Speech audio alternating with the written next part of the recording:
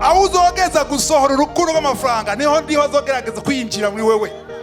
Haleluya. Ubuzima bw'umuntu buhagaze mu bihinda, ubuzima bw'umuntu buhagaze ahandi hantu. N'uw'agaciro amafaranga, uw'agaciro nyene amafaranga. Ntukishimire umuntu umwana w'inyama n'amaraso, ntukishimire ibigaragara, ntukishimire ibifatika, kuko byose bizohera. Ku kazi chef atahari, telefone yijere neza nk'uko ahari, photocopieuse apana ngo petit frère yandika igitabo. Kujya aho ukora ahari, kora kujya nyene. Nimba uvize imodoka, igitoro nubwo cyo cya leta si cyawe ni cy'abandi, bakorekte mu by'abandi, umwizigirwa utabikorera chef kugira ngo promotion, ko promotion iva kuri chef iva ku Mana.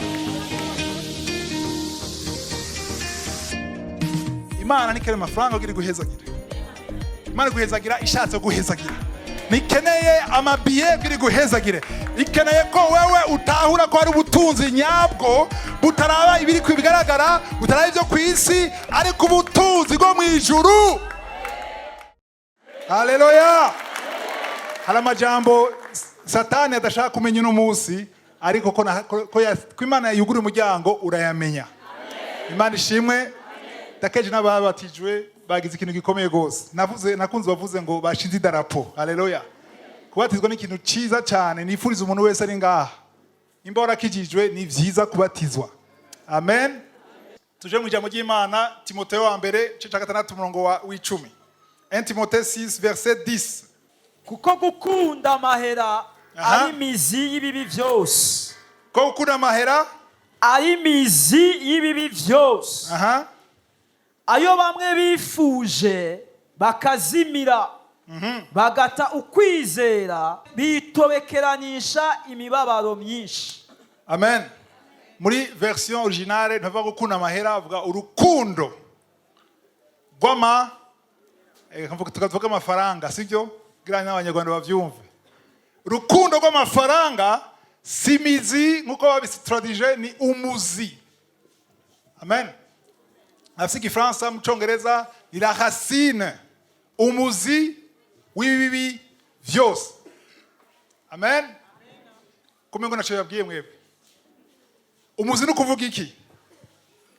Umuzi ni iki?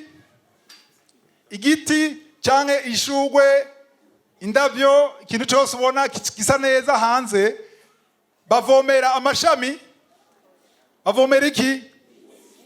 Umuzi utaronsa amazi, naho shira amazi ku mashami naco bimaze. Uvomera umuzi kugira ugaburire igiti cyose. Amen. Uciye umuzi, igiti kiguma gitotahaye, mugabo nta mwanya munini vyomara. Bukeye usanga gisa neza, ariko haciye iminsi 2-3 uzosanga cyumye. Yesu yarapfumye igiti musukoni, ariko akiwuvuma wagumye usa neza, ariko basuye kuhaca basanga wumye. Kubera iki? Umuzi waciwe canke wavumwe. Ikintu cyarangaje kuri umurongo, namaze imyaka myinshi numva yuko ngo agukunda amafaranga ngo ni isoko, ni muzi w'ibibi byose. Sigeze afata umwanya kwiyumvira yuko bavuze ngo ibibi byose. Apana bimwe ufiriza washa.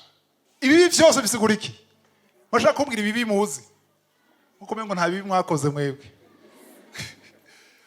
Biratangaje, aho muza gutangarira nuko uza gusanga n'ibintu usanga bitasana bifite n'amafaranga. Usanga ahubwo umuzi wimvye cyane, aho kantu kari mu bantu bose. Je gutuma rero dukwiye gupfa mu mubiri la chair. Sivyo? Aha twese ndashaka kubona abantu bakunda amafaranga ngaha.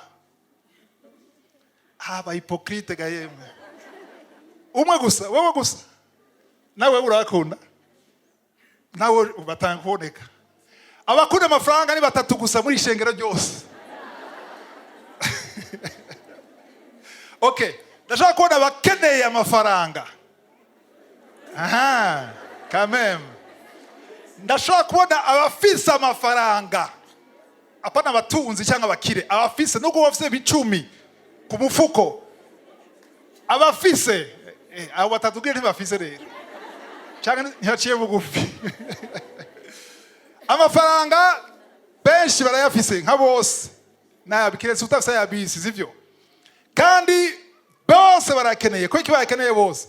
Utakeneye n'umuntu ari ku gatumba arima ahinga, oya hari batakeneye.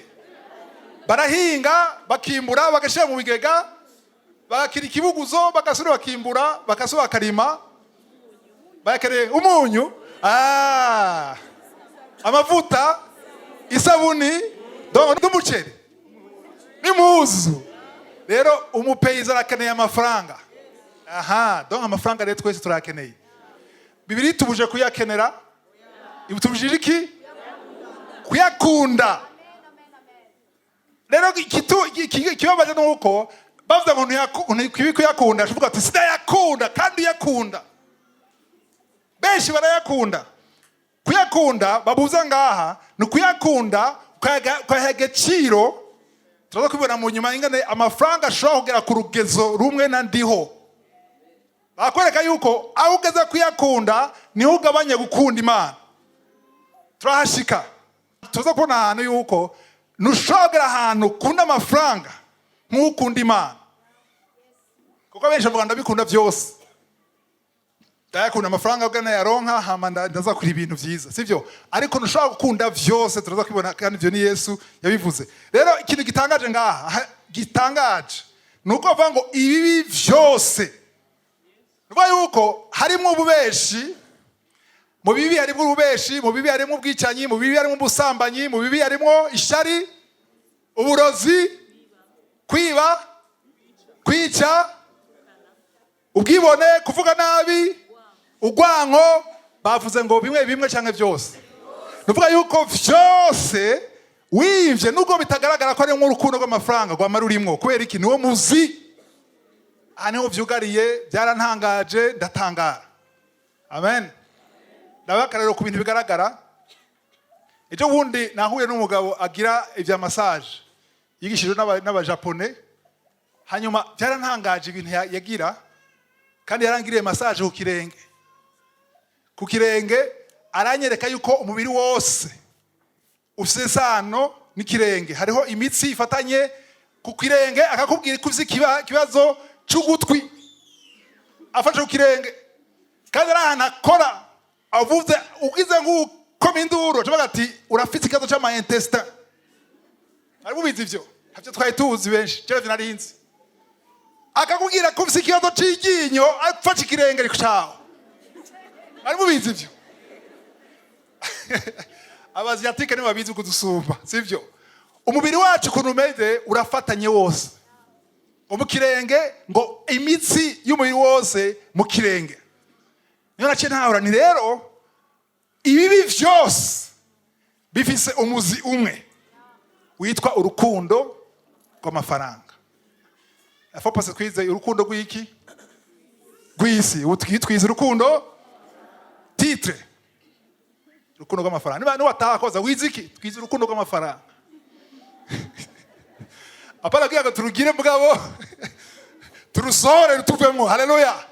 Kuko mbiriza aho uzogeza gusohora urukundo rw'amafaranga niho ndiho azogerageza kwinjira muri wewe. Haleluya.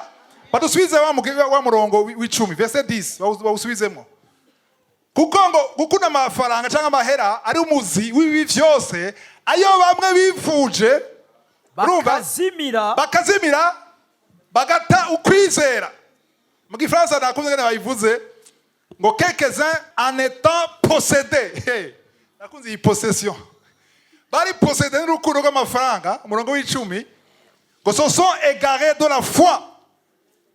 Bisigura yuko urukundo rw'amafaranga uko rwinjira muri wewe rurasohora ukwizera muri wewe.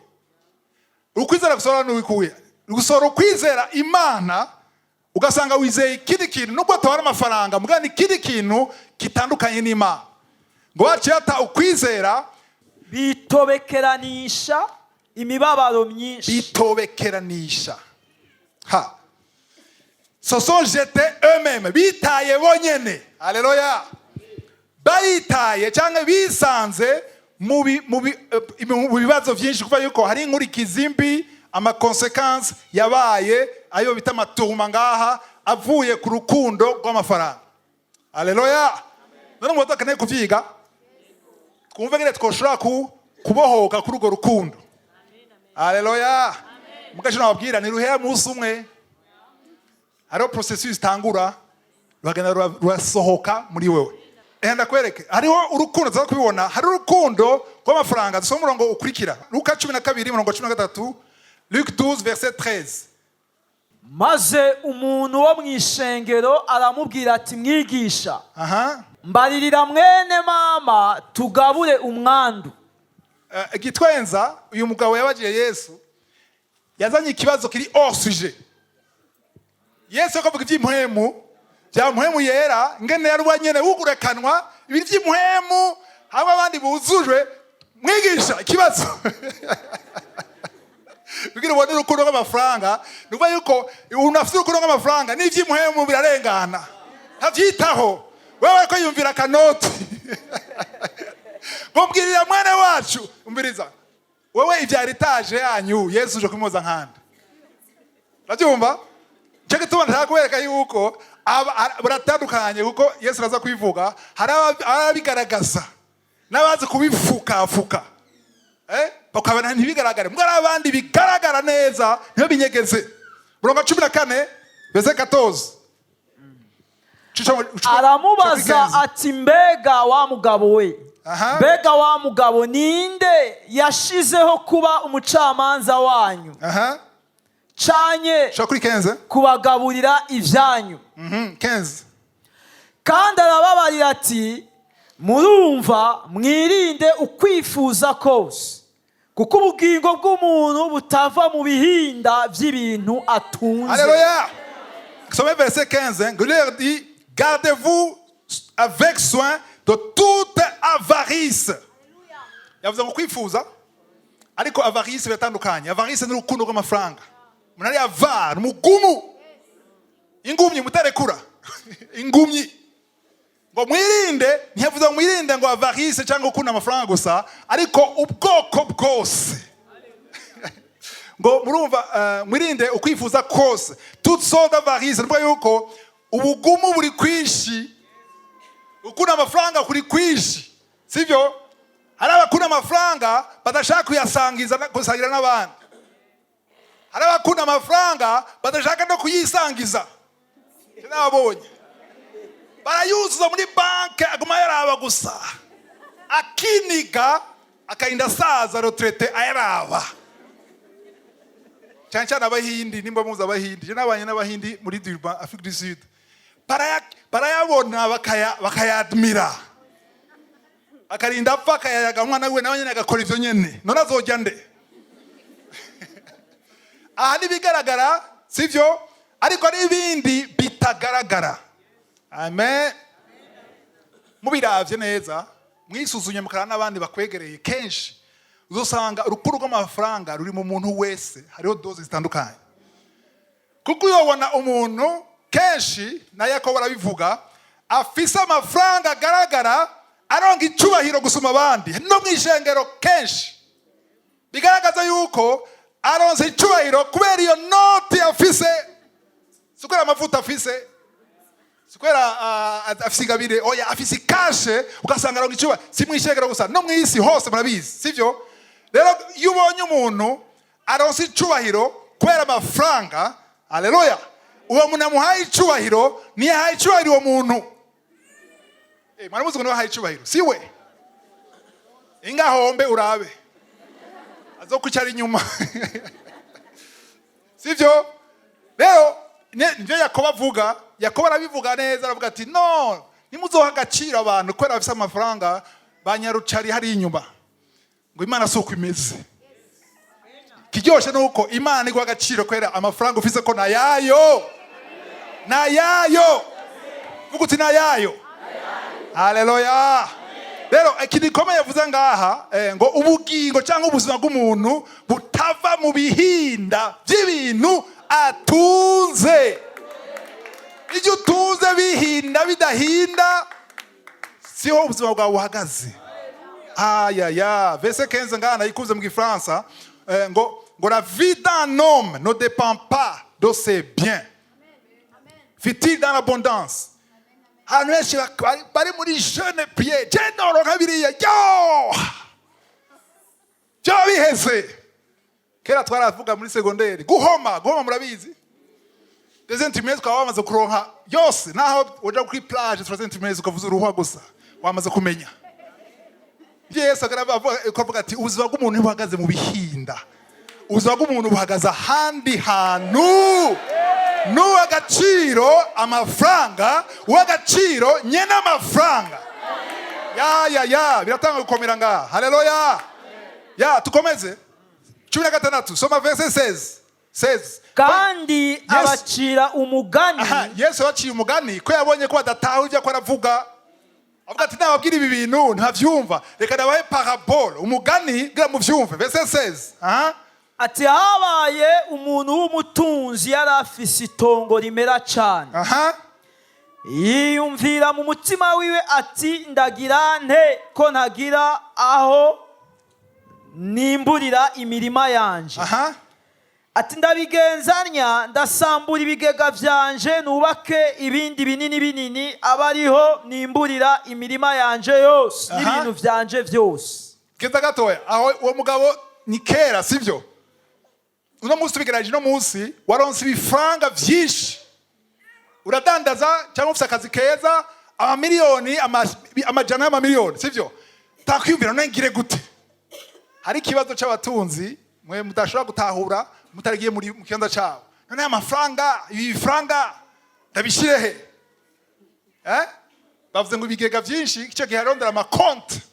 Kangire konte reka ninvestise reka shire muri ya entreprise reka shire yariya muri Suisse shire Buraya sivyo? Ariko arondera ahantu yoshira amafaranga yiwe kugira ahome. Goma muravyumva? Kugira cyo avuze uruha. Avuga ati vyose birakwiye.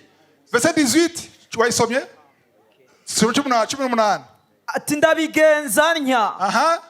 Ndasambura ibigega vyanje nubaka ibindi binini amakonte manini cyane mu mabanka akomeye abariho nimburira imirima yanje yose n'ibintu vyanje vyose 19.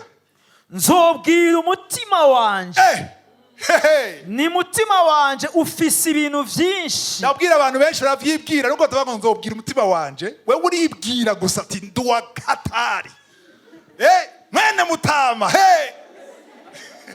uri kuri yemera ubona ikashi ufise wona ubushobozi je nawe unyeganyeza fise amatuyo fise ama connection fise hose icyo ushaka ni telefone gusa urutsinga. Muzobwira umutima wanje ufise ibintu byinshi bizohitikirana imyaka myinshi nabuzukuruza. Ruhuka urye unywe unezerwe. Ruhuka uje uturumube uhage uburudike. Akobwira nde mutima wanje akobwira umutima uyuwe. Ari imitima ari umutima witwa umushaha witwa ame. Yesu yavuze ngo iki? Nimutinye uwica umubiri agadashobora kwica umushaha. Kuko umushaha wawe nta muntu ashobora kuwica. Umushaha wawe ni Imana irondera. Haleluya. Haleluya. 20 verset 20. Maze Imana iramubwira ati wagipfuwe. Gezaho Imana yaramututse. Wambura bwenge. Umuntu wese yishimira ibihinda ni mbura bwenge. Sijira bivuze ntimuze ngo natukanye. Vuga nta bwenge ufise. Sije nabivuze. Sivyo? Nimba wishimira amafaranga ufise, wishimira tonton, wishimira wa wundi ari muri hariya, muri kiya kibanza, nta bwenge ufise. Haleluya. Nukwishimira umuntu, umwana w'inyama n'amaraso. Nukishimire ibigaragara, nukishimire ibifadika. Kuko byose bizohera. Yandi ibi byose ntimurabitahura. Ibi byose bihagaze muri wa muzi.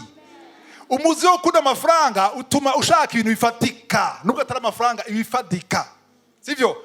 Uyu kunze amafaranga bavuze ngo umuzi kwereke, umuzi urahishije, uri mu isi, mu ivu, ntuboneka. Amen. Rero icyo kintu nshaka ukitahure yuko ushize ikintu cyose uzoshira kwa maso, nayo bari umwana w'umuntu, nayo bari umugabo wawe, ntushira amaso ku mwana w'umuntu, ntushira amaso ku mafaranga, ku bifadika. Haleluya. Ubikoze gutyo urimbura bwenge. Mvuze mu mvugo mbabarira amatwi, nazo kuvuga ko uri gipfu mbwa, navuze imbura, navuze gute? Nta gipfu navuze. Okay, bo muri iri joro bandanya piyo. Muri iri joro barakwaka ubugingo bwawe. Bande abasuma. Inde kuko abasuma nta mushaha bashikira, nyene umushaha muri iri joro. Ntuza gupfuna umuzi, ntugire ubwoba, sivyo mvuze, sivyo? Barakwaka ubugingo bwawe kuko n'umugani, sivyo? None ivyo wohitikiranije bizoba ivyande. Bimwe bihinda bizoba ivyande, bimwe bifatika bizoba ivyande, ya makonte azoba yande, ya mazu azoba yande. Tuvuze ntaco azoba y'umuhuzu ku ruwanje. Urimbura bwenge, sivyo?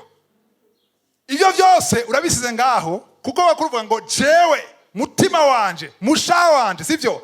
Haleluya. Nabasavye mwanze muheme gatoya, muruke gatoya, tugasoma umurongo 21. Shaka mwanze mwitegure kuwusoma. Verset 21. Pio, Pastor Pio. Umuntu yishingurira niko amera. Subiramo. Umuntu yishingurira, akakwishingurira badufashe mu Kirundi, niko amera. C'est lui qui amasse des trésors pour lui-même. Wiyegeranyiza. Uriundaniriza. Wirundaniriza byose akavyegera kuri we, niko agira gute? Birakomeye, sivyo?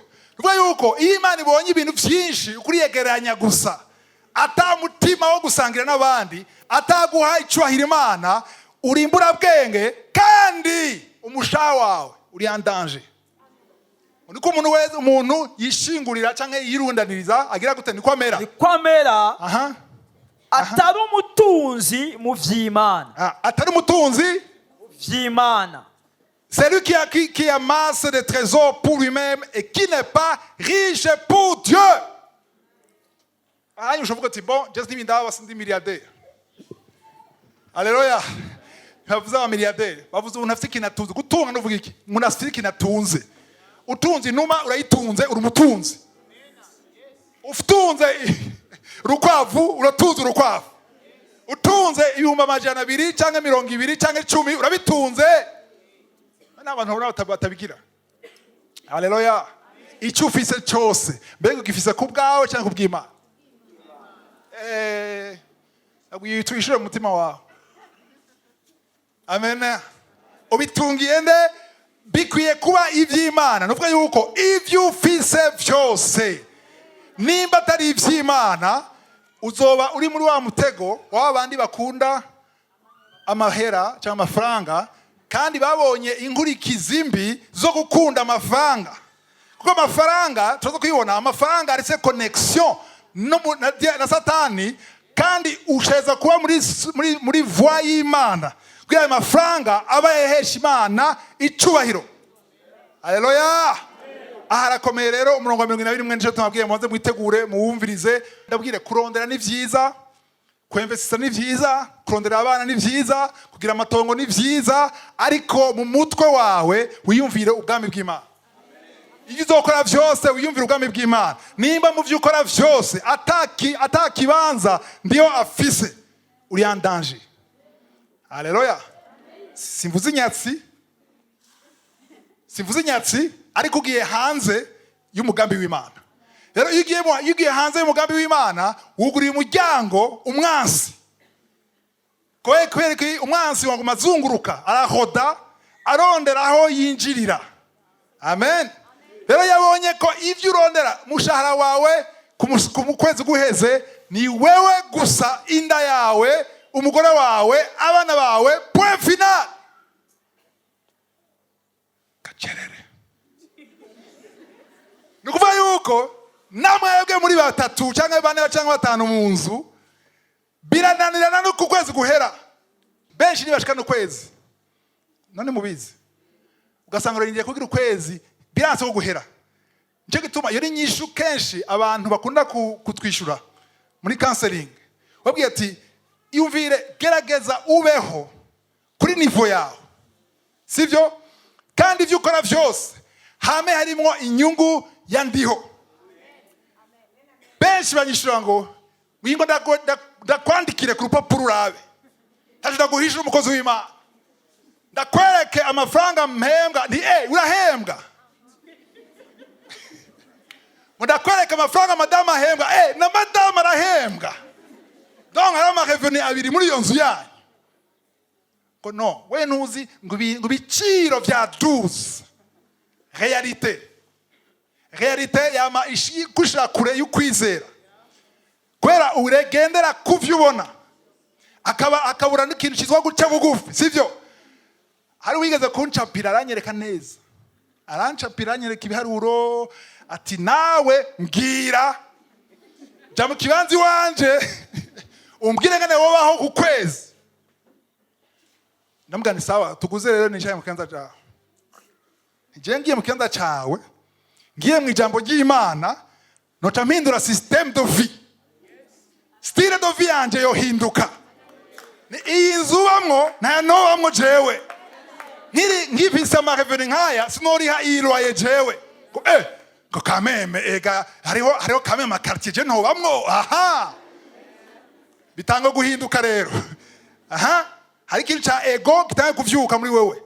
Ndabwa ni jewe nogena kuri niveau ndiko bereka shanga ko atari jewe. Muveriza jewe ngo vise licence ndi muri licencié. Chubwira muri licencié yogira toilette yo hanze. Urashaka toilette yo hanze ukagira amahoro, ugaheshimana icubahiro. Turaza kwibona yuko aho nyene Imana izokutuza ibonye ubwizigiro bwawe muri bike ufise. Haleluya. Ini nyigisho abantu badakunda kumva mu mashengero. Ni vyiza ko uba kuri niveau yiwawe kandi ugaheshimana icubahiro muri bike ufise. Ya reka kwiruka inyuma y'abaprofeta bagoyamu na nyatsi. Hanyatsi abantu banje bicwe niki? Ozeya 4:6 bisho no kutamenya. Haleluya. Tuandane Luka 16, dusimbire muri Luka 16 murongo wa 13. Nta muntu asaba abami babiri. Nta muntu asaba bande? Nta muntu asaba cyangwa mu kirundi ba France of the servir akorera abami babiri. Aha. Yokwanka umwe agakunda uwundi. Aha, bisigurikira ivyo honye. Nukuvuga yuko abantu benshi amaze kubona abantu benshi bavuga ko akunda Imana, sivyo? Kandi babonye ubona ko bayikunda mu masengesho, muri adoration bararira, baravuga mu ndimi, bamwe bararyama hasi bavuga ngo compassion, kuba ku rushengero. Telefone ishivuga gacasohoka. Barakunda Imana ariko bagashaka kwibaza ko bakunda Imana bakunda n'amafaranga, kuko bavuze mamon ni mpwemu daimoni yo kuna amafaranga, sivyo? Nushaka kunda abami babiri, nushaka korera abami babiri. Verse yihe 13. Nushaka kunda abami babiri murongo w'10, so murongo w'10 nawe ikintu gikomeye. 13 yiheze, banzu yiheze 13 yiheze. Yokwanka umwe agakunda uwundi cyanye yoguma kuri umwe akagaya wa wundi. Ntimushobora gusaba Imana n'itunga. Uwo umwe imba kuravuga n'abantu ko vuga babiri bande ngo mamo ni Imana, sivyo? Nushobora kwakunda bose, ukunda umwe cyangwa nk'uwundi. Icyo nza kuvuga nti urukundo kunda Imana n'urukundo kunda amafaranga ni nka pedale y'ikinga, sivyo? Pedale ishobora kuduga zose, mwayibonye? Imwe iduze iyindi gira gute? Imwe imanutse iyindi gira gute? Nukuvuga yose dushaka kubiduza byose urahitamwo ukunda. Umurongo wa 13 rero soma verse 13 urakomeye cyane. 10. Soma 10 plutôt. Sorry. ukora ivyo yizigiwe ko kucoroshe cyane agira atyo no kugikomeye. Ugabitanya kucoroshe cyane agabitanya no kugikomeye. Okay, biragoye ko mu vyuma nico kirundi sivyo? Kana vyoroshe. Ngo uri fidèle, uri umwizigirwa mu bintu bike. Aba umwizigirwa mu bintu byinshi. Murongo w'icumi. Hanyuma ngo utari umwizigirwa uri injuste, utari umwizigirwa muri bike nawe ntazo umwizigirwa muri byinshi. Ibinye bisigura bimwe meje kubabwira. Haleluya. Bike ufise. Nimba umudandaza amafaranga make wunguka. Nimba umukozi awukora hose amafaranga make uhembwa. Hari amatest abiri Imana igira abantu. Itest ya mbere ni Imana yagupima muri bike ufise. Umuntu wese ari ngaha azi ko afise bikeya uri mu gipimo. Bike mu buryo bugaragara. Bike par rapport aux autres, sivyo? Nimbona ko ufise ibintu bike, nimba mbona ko amafaranga uhembwa akugora kurangiza ukwezi. Akugora kugaburira abana bawe. Bigoye no kuriha inzu kandi uyabona nubwo yuko uri mu gipimo. Haleluya. Igipimo kivuga iki? Imana ishaka kuraba umutima wawe muri ivyo bike. Hari nawe usanga igituma uguma muri bike nuko utaramenya teste ikibazo utarakimenya. Imana ikwiriye gupima kuko bavuze ngaho umurongo wacu w'icumi, sivyo? Umurongo w'icumi ngo ni wowe umwizigirwa muri bike bigacika ubuzima uzoweretse Imana yuko ni no muri vyinshi uzomwizigirwa. Haleluya. Cyo tubana bambwira nti abantu bakunda kubabwira ngo Imana ni yamezagira nzokugurira imodoka. Imana ni yamezagira nzoguhiki. Azware ko aragusuka. Azware ko arakubesha. Kuko arindiriye vyinshi ugira agira icakora. Nagira icakoze muri bike. Nabigaragaze ko umutima ufise muri bike. Kiretse nimba afise 0. Nimba rero bike yafise nagaragaza umutima muri uko duke nyene. Haleluya. Cyo gituma Yesu yaha agaciro wa mutamakazi wa mukecuru gusumba abatunzi. Biri muri Luka 21, Luka 21, sivyo? Yavuze ati uriya mukecuru, uriya mutamakazi yatanze byinshi gusumba bariya. No, ariko mu bigaragara yatanze dukeya. Bigaragaza rero ko iyo ufise bikeya ni gipimo. Vuga uti igipimo. Haleluya. Igipimo ni wewe n'Imana. Nukeneye ko abandi bibona. Nukeneye kubwira abandi ngo nagize ibi, ariko igipimo muri ivyo bike nyene utwo duke ufise. Imana ibonye ko ufise umutima wo gusangira n'abandi. Haleluya. Kavuga uti muri utu duke dufise muryango tugaturabe basi n'umwana w'imfuvyi twofasha. Nadukeya. Tugaturabe umupfakazi twogisha dufashije. Tugatugira muri utu duke dufise nubwo ataco bivuze ku ishengero kumbure ariko tubikore ishengero ngo dufashe ishengero ariko ndiho abone ko hari igice cacu cyadufitiye akamaro twarekuye kubwiwe. Ya ntuzosubire kwemera Satani kugira ngo naco bivuze ngo duke. Igikonda su quantité su bwici su bunini, sivyo? Ni n'umutima. Ndiho akwandera umutima ufise. Kwa rero umutima utarawuronka harabanza kurekera ngaho akagukaranga gushika uzotahura, sivyo? Cyo gituma rero tuza kwibona ingene abantu benshi batabitahura ukuntu Imana ikora. Tuza kubona mu nyuma nababwiye ko ipimo bibiri. Icyambere ni ico ni gipimo Imana ipima ku bintu ufise uko bingana kose, bya bike bya byinshi. Mugabo Imana ishaka gupima ira umutima wawe muri ivyo ufise ubunyene. Amen. Gusenga ngo Mana ni wampezagira nzokuri ibi si bibi. Mugabo Imana ivuga ati ari ivyo ufise buri umwanya. Bigaragaze rero sinkeneye kuzobinyereka hariya, binyereke ubu kuko yitwa ndiho. Bimwereke ubu. Bigaragaze ubu. Umutima wawe uboneke ubu. Haleluya. Murongo igipimo cha kabiri murongo 12 aho nyene Luka 16:12. Luke 16 verset 12. kandi namba mudakora ivyo mwizigiwe ko ku vy'abandi mwabikijwe, ninde azobaha ivyo mwokwiganzira? Mwavyumvise ibi? Nimba mutari iki? Mutagira gute? Mutari abizigirwa ku vy'abandi mwabikijwe. Biriza, hari igipimo ca mbere Imana igupima ku vyo ufise vyawe, sivyo? Hari igipimo ca kabiri Imana igupima ku vy'abandi uri kurashera wewe. Aho arakomeye. Abantu bafise aho bakora ngaha ndashaka kubabona uduze ukuboko. Abakozi ni bake uze bashomere. Abandi bakora ivyabo, sivyo? Nimba atari wewe wikorera vyose, ariko nimba ufise umuntu ari hejuru yawe, nimba ufise akazi ukora, ukaba umushefu cyangwa umuntu yaguhaye ivyo ukora ukamuha raporo, haleluya, haba mu vy'isi haba mu by'umurimo w'Imana, bivuga yuko hari umuntu yagukonfiye ivyiwe cyangwa umurimo w'Imana cyangwa business cyangwa akazi no muri leta aho ukora hose. Nimba udakora ibintu vyawe 100%, nubwo yuko ukurajera. Kujera ni iki? Kuratunganya ivy'abandi. Abatari babizi rero, iyo kuratunganya ivy'abandi ni gipimo ca kabiri c'Imana. Haleluya. Simaka vango ni ivy'Imana. Oya, ivy'abandi Imana yaraba ngene uvyifatamwo. Iraba ngene uri correct mu vy'abandi. Nimba utari umwizigirwa mu vy'abandi, kwe gushaka Imana guha ivyawe, kora wamaze kweshua.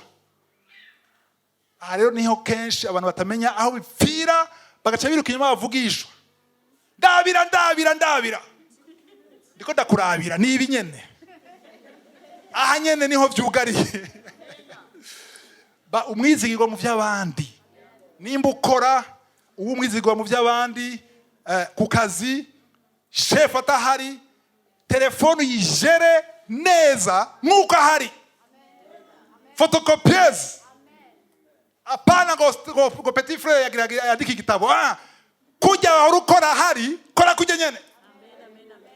Nimba uvize imodoka, igitoro nubwo cyo bica leta si cyawe ni cy'abandi, ba correct mu by'abandi. Umwizigirwa utabikorera chef kugira guhe promotion, ko promotion iva kuri chef iva ku Mana.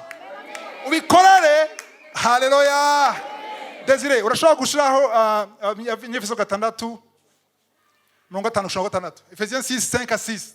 Ndakunda kubabwira yuko udakora kubera ariko arakubona, ariko niyo atahari ubikora neza kuko uziko hari ukubona umwanya wose. Haleluya. Abantu barakunda guca amanota ku bantu b'inyama n'amaraso. Chef du personnel, HR, sivyo? Ukashaka kugira ibintu gira nezegwe, akuvuge neza, ariko nuko batararonka guhishurirwa yuko promotion itava ku mwana w'umuntu.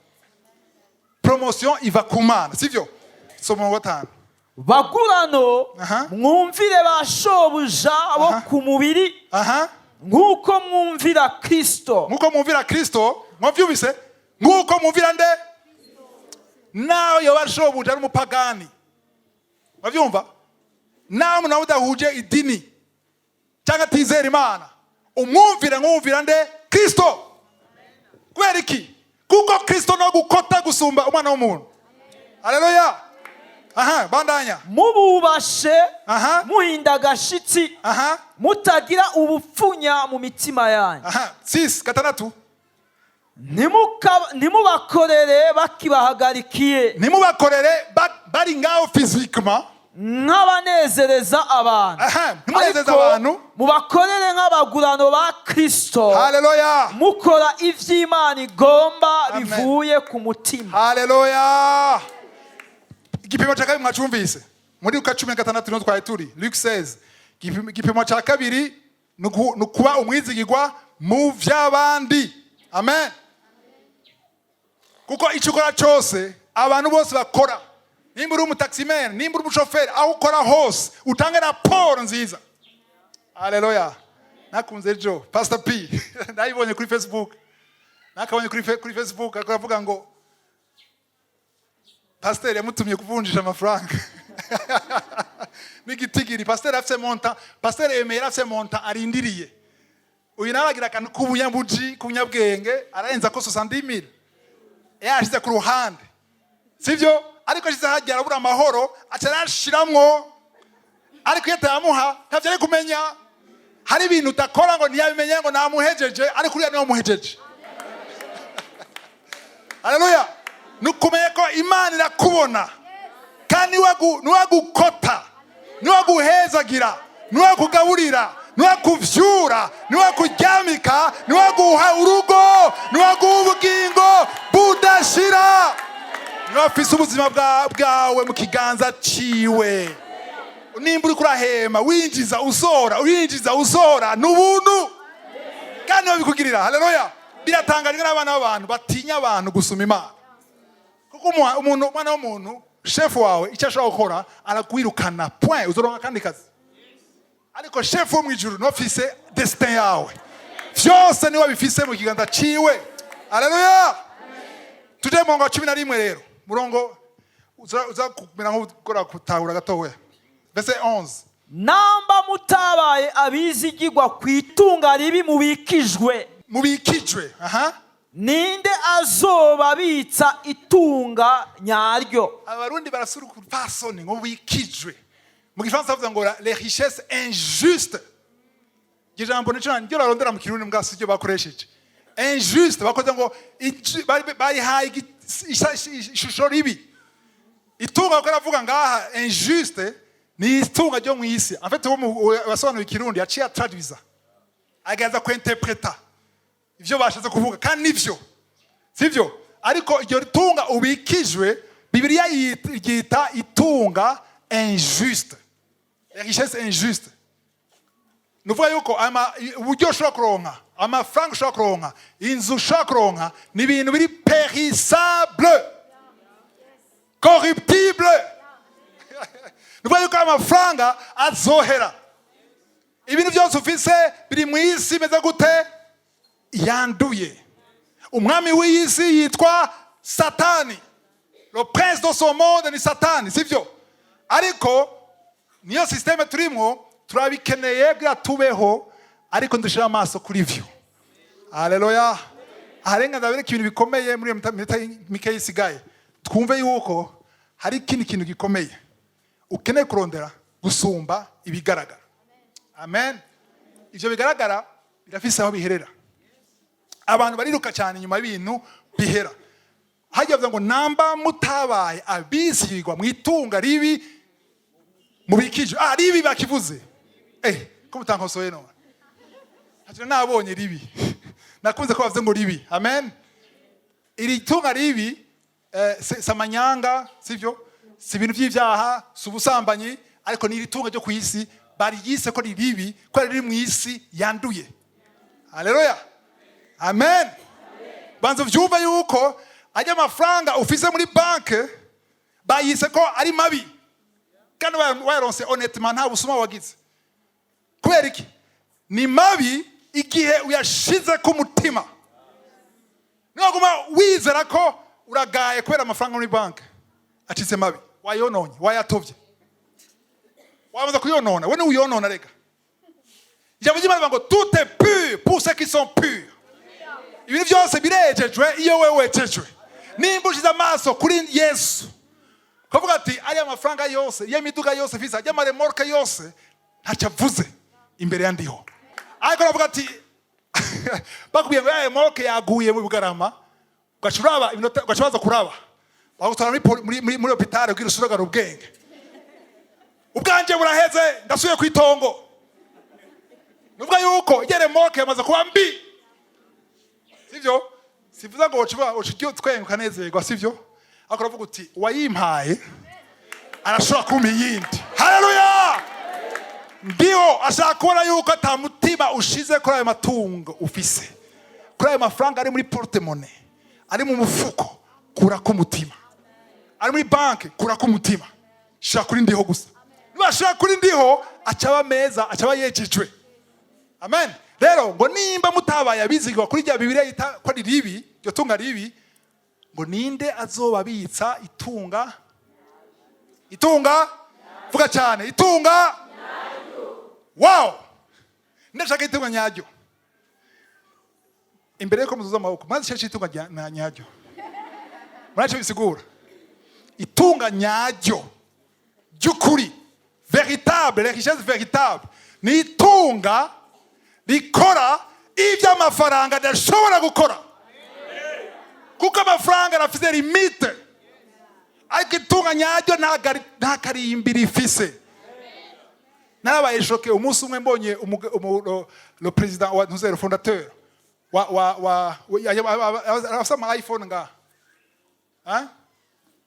wazikoze so Steve Jobs ariko arasezera avuga ko agiye muri retraite kandi atasigaje amezi abiri yo kubaho cyo gihe yabivuga batavuga ngo afite 52 milliards de dollars ari jeune yafite 50 ari mu jeune vraiment yambaye naka jeans ariko iyo cancer byaranse yaramuhitanye hari ahantu amafaranga agarukira ariko hari ahandi ubutunzi nyabwo haleluya nta ni terminator nta limite ihari ubutunzi nyabwo si amafaranga gusa nageze kugira inyigisho nise la banque céleste ibanki yo mu ijuru haleluya twese ngaha turafise amakonte mu ijuru amwe ni débiteur andi ni créditeur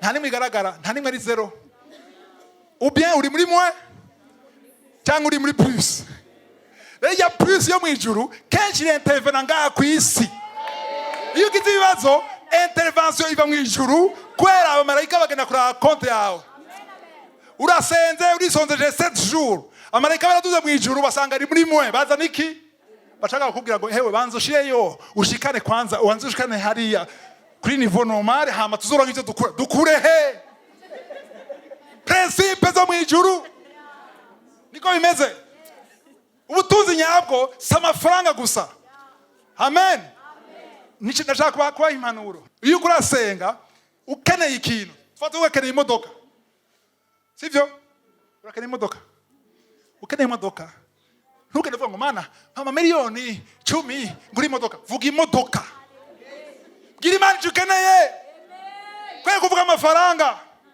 vuga icyo ukeneye kuko imana iguha selon sa richesse aya mabiye yo muri banke mu ijuru nta yariyo imana yakoresha yacako ariko yashobora kutayacako ndafise umuntu w'inshuti ari mu guca iburaya akijijwe yarakoze ibintu byinshi ndabona sinatanga abimbariye yaje abona umuntu yarapanze muri appartement y'uguca iburaya azana umuntu w'umutama w'umuzungu aramubwira ngo imana yambwiye ndaguhe ijya nzu yanje ngo inzu yihe ngo ndagutwara kuyikwereka aramutwara asanga ni inzu ise jardin nini kizu kinini atanga kwivira ngo yashabaje nzoka chantre gute nzoshobora kwikoresha gute nzoronka umujardin yewe he inzu atarambwira ati ngo tugende kwa notaire tubiheze titre ijya nzu ni yawe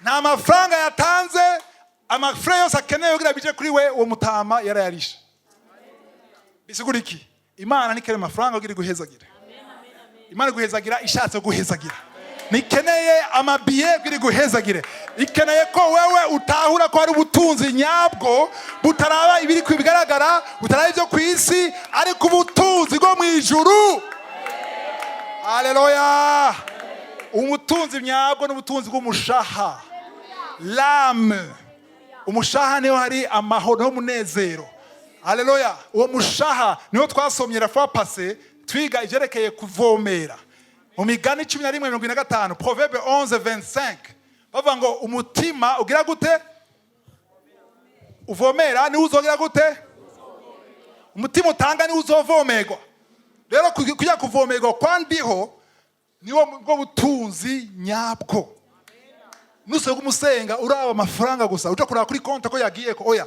bwira imana icyo ukeneye bwira imana ikibazo cyawe witege ubutunzi nyabwo ubutunzi nyabwo rero bawuronka gute twabisomye ngaha murongo 11 verset 11 twahasomye gute nimba mutashe kuba bizigirwa muri ibi byo ku isi nimba muri abagumu kuri ibyo ku isi, nimba mudasangira ibyo ku isi, nimba mudashigikira umurimo w'Imana mu byo ku isi, nimba atawe muhezagira kuri ino si, gute mukeneye ibyo mu ijuru? Kugira muronke ibyo mu ijuru rero bisaba ko mumenya ko mu byo muronka byose harimo inyungu yandiho. Haleluya, haleluya. Igituma ntatangaye uwo muntu w'inshuti nababwiye w'iburaya, yaseba principe ateye ubwoba. Nuvuga yuko iyo ahembwe yari afise bene umugore wiwe barafashe baravuga ati turashaka mu byo Imana duhezagiza hariho pa yima, baravyumvikana bafatanye ko barasenga.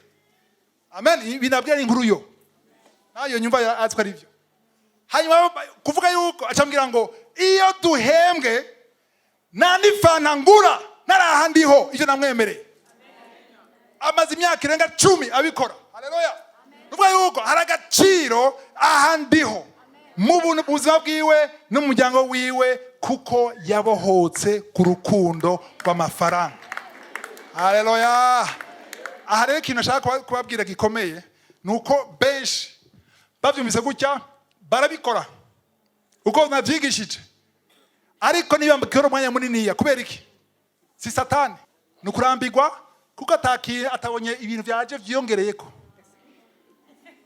Byerekana ko wari indyarya, wari hypocrite, washaka kumanipira ndiho, kandi iyo bigize gutyo nta gihinduka.